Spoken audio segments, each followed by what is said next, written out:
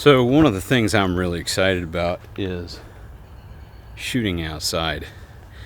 I grew up in the jungle. I say that I was 15 when I moved there, and I spent a good piece of my life running around in the jungle. And I love nature.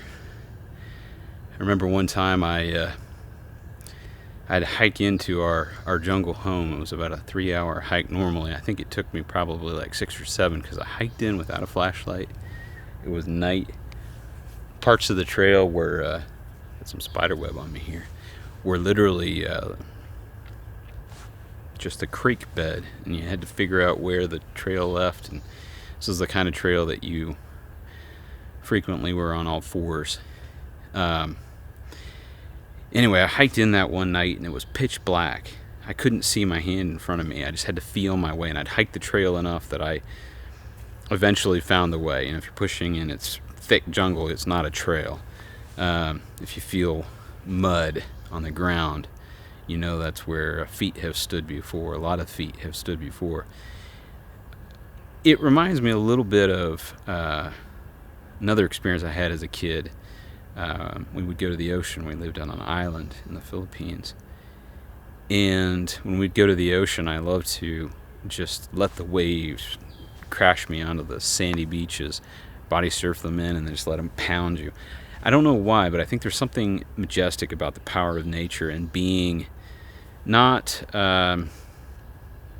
hurt by it. Sometimes it could hurt a little, but it's about being vulnerable to the power and majesty of nature and just letting yourself be there.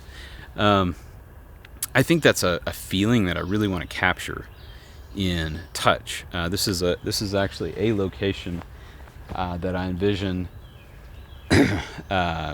Emily and Travis coming through this trail. This is my property, and I love this little passage here. A little trail with the small saplings. It's just kind of a little tunnel. But I envision their path through the woods being this until they come to the fence, and the fence is kind of the Rubicon for their story, the point of no return. They cross over from their property to their neighbor's property.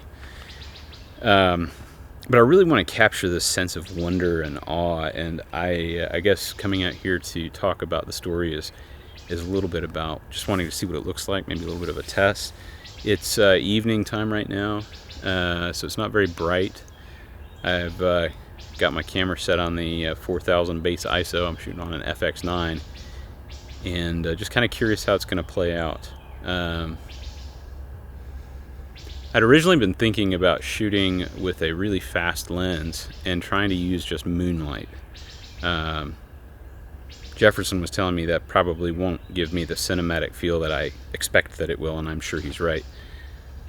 So I'm sure we'll end up having to use lights and all sorts of good stuff, and I think that having to shoot at too wide of an aperture, the depth of field would just be so shallow that probably wouldn't give us the look we want. Right here, this is at an f4, and just looking at the monitor, I think it looks reasonable. My hand is still fairly in focus, and that's a little ways in front, so that's probably about right. But there's no way in dark, super dark night with just moonlight, especially up under these trees, it'll be pitch black. There's no way you'd get usable footage here. So one of these days, I think it'll be an experiment with some lights, just to see what we can make it look like. But I really want these children going through the woods at night to experience this sense of being vulnerable to nature in a mostly positive way. Nature can be scary, but nature actually is kind too. I don't know how to describe that, because I feel like bad things do happen in nature, but so many stories are focused on, like, bear attacks somebody and hurts somebody, or a shark attacks somebody and hurts somebody, or somebody falls off a cliff. Those things are all very real, and they can happen.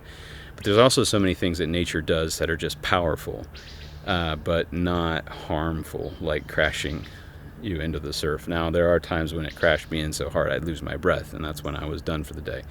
But hiking into that jungle home of mine back when I was probably 17 years old in the pitch dark, just feeling my way through the jungle. No idea what might be out there, and I had no way of knowing unless it decided to reveal itself to me. But there was just this sense of vulnerability and oneness with the environment that I think was intoxicating in a sense. It stuck with me to this day. And if somehow I can get that feeling, I have no idea how to get that feeling, because it's a full body sensation. Like, how do you turn all of those senses into just visual and sound? It'll be an adventure. Anyway, that's what I'm after. This week I have been pretty busy, but I've continued to work on episode 1, reviewed it with the mentors Jefferson and Darce.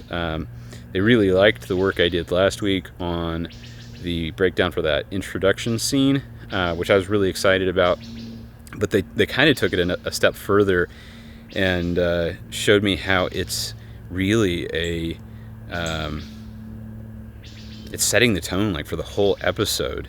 And I was particularly struck by this idea of Emily in that first scene, feeling very powerless and then discovering her power and using it to great effect. And then, of course, her dad comes and tells them about the virus, and so she loses it again, even worse, really fast. And then at the very end of the episode 1, I envision this moment where Emily is on board with trying to detect the virus, and she's got this very dramatic visual moment of, I'm on board with Travis to do this thing. So I'm still trying to figure out how to write it all, how to structure it all,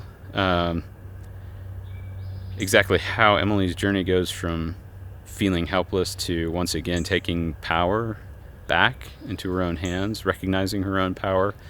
So that's kind of what I'm working on. But when I get done with that, I think I'm pretty close. There's a couple other little minor things we want to tweak, and then it's probably on to breaking down other sections and getting an actual screenplay written for the first episode. Anyway, I'm still excited about it. Business is tough right now. COVID, right? Writing a story about a pandemic in a pandemic. But COVID is making business development very hard, and I really have got to focus on that quite a bit. It would be awesome to be able to sell this show somewhere, get financing so that we could make it and all that good stuff. But since this is my first time through and I'm a new writer and I have no idea how to make those connections, I'm sure that that would be that would be a big surprise if something like that happened. So I'm just going to keep plugging away, and I'll continue as best I can capturing these little entries as to how that process is going. I'm